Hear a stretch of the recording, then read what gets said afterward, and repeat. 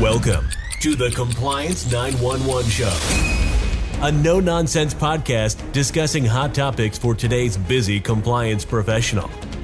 It's everything you wanted to know about regulatory compliance, but we're afraid to ask. And now, here are your hosts, Dean Stockford of M&M Consulting and Len Suzio of Geodata Vision.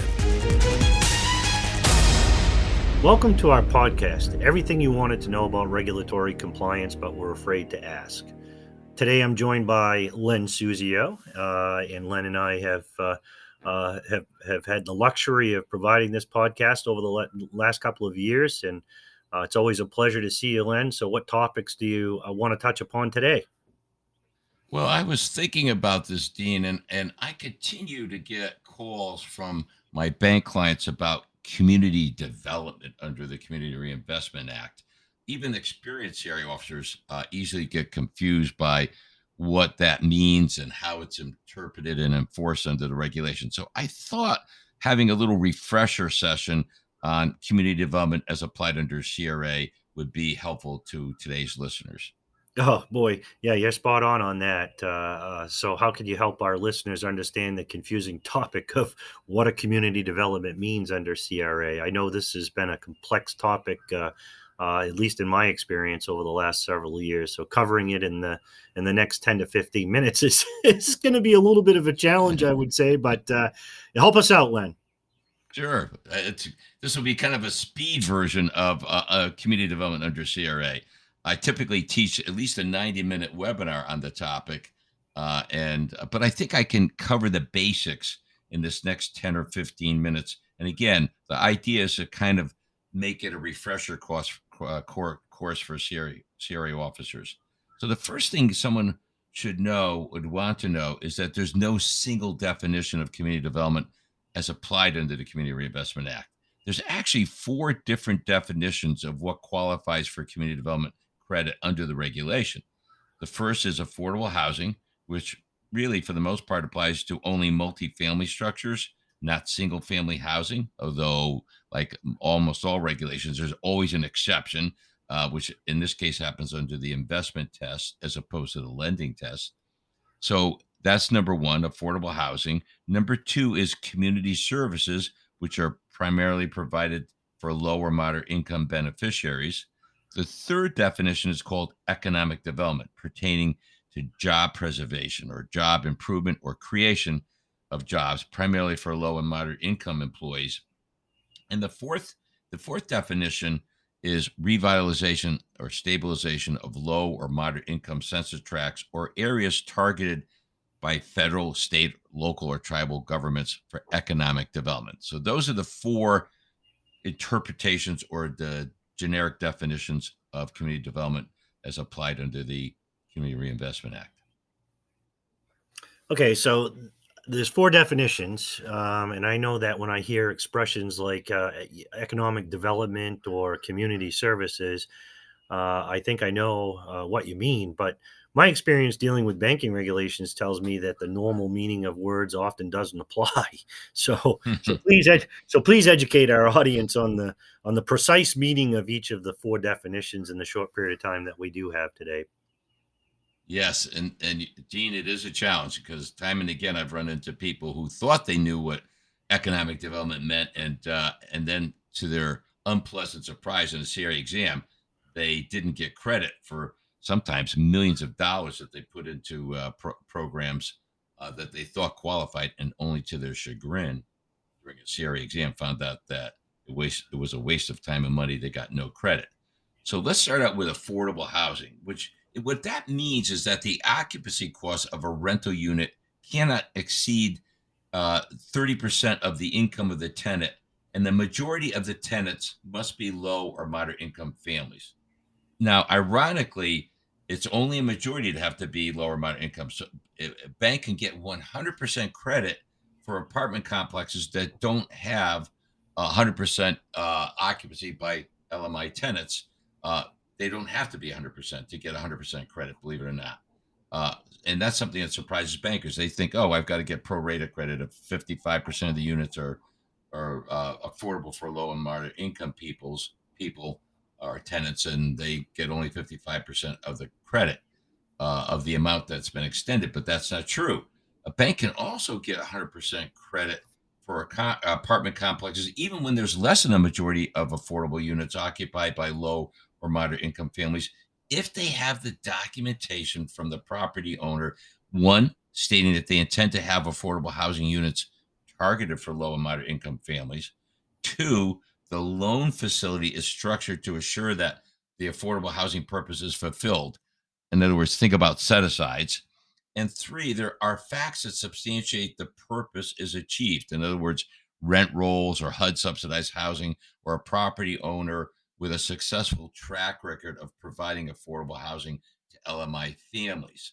So, affordable housing is something that people get tripped up on all the time. They think it applies to single family units. It does not, except under the investment test, under the lending test. You don't get any credit for a mortgage you make that's affordable for a lower moderate income homeowner. Regarding community services, this is maybe perhaps the easiest definition of community development to qualify under, because almost any type of service primarily targeted to lower moderate income families or individuals will suffice. So this would include things like daycare, education, healthcare, mental health counseling, drug counseling, etc. You name it, any kind of a service that is primarily benefits low or moderate income persons or lower moderate income families. That's the key. It's got to be not 100% lower moderate income families or persons, but the majority of the beneficiaries of the service should be low or moderate income people. So that's the first two definitions: affordable housing and community services. The third definition is economic development, and it definitely is one of the most confusing topics. I've seen many a banker trip over this because they think, well, economic development, that's one of those things everybody's got a concept in their head what it means. But essentially, under CRA, economic development has a specific meaning, and it means job creation, job preservation, or job improvement, primarily for lower moderate income employees. And now that sounds simple, but it's not quite that simple. Because aside from the fact that you got to involve job creation, preservation, or improvement for lower moderate income people, the employer themselves must qualify according to a size test, which means that the employer's gross annual revenue cannot exceed $1 million a year, or the company meets the size standards specified in the SBA regulations under Part 121 of that regulation. And believe it or not, the size standards are pretty liberal in many industries. It all does depend on the industry, however. In some industries, a business can be generating more than $40 million of gross annual revenue or employ more than 500 people and still be qualified under the size test. Most people don't realize it, but all the PPP loans that were processed in 20 and 2021 really did qualify according to the size test, because in the PPP loan program, the borrower had to certify that they meet the size standards of the SBA itself. So virtually every PPP application represented a potential loan for that would qualify as economic development under the Community Reinvestment Act. So those are three definitions right there. I like to repeat things because there's so much to go through. So there's affordable housing, community services, and economic development. The fourth definition under CRA is what's called revitalization, stabilization. And again, what does that mean?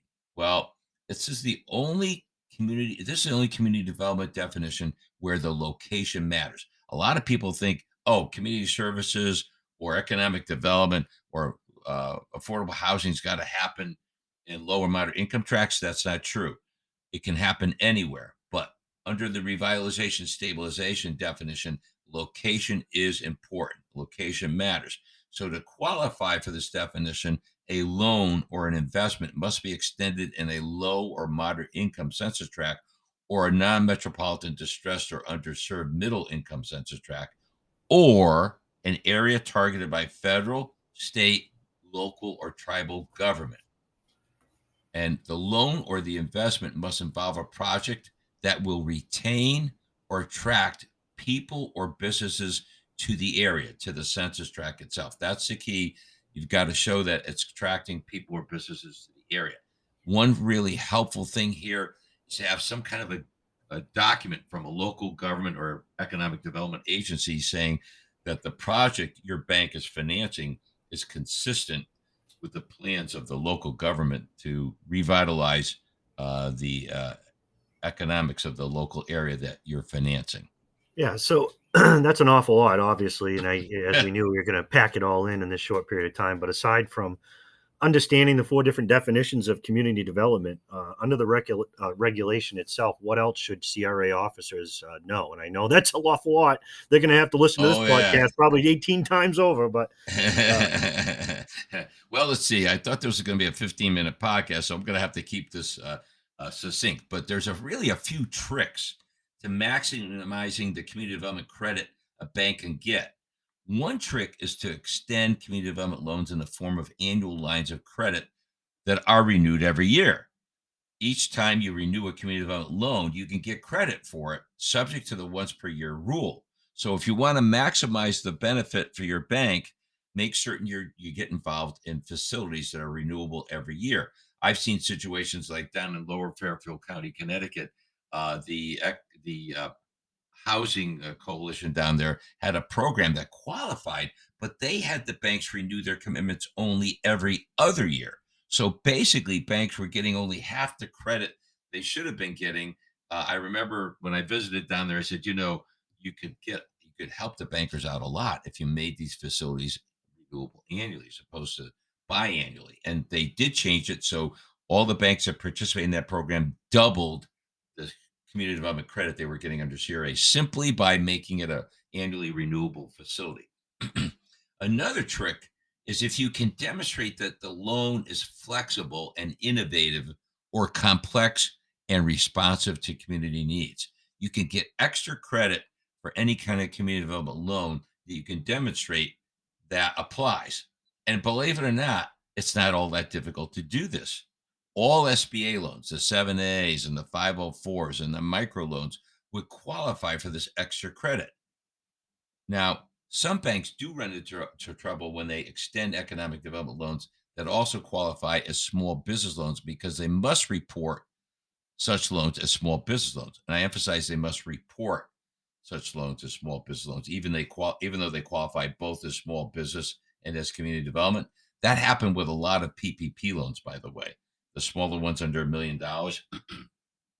However, a bank undergoing a CRA exam under the Intermediate Small Bank Performance Standards can elect to include any loans that qualify as both small business loans and economic development loans as either type of loan for examination purposes. So even though these banks may have been reporting those loans as small business loans for examination purposes on a loan by loan case by case basis, they can claim one loan to be qualified for community development, another loan to be qualified under the small business loan test.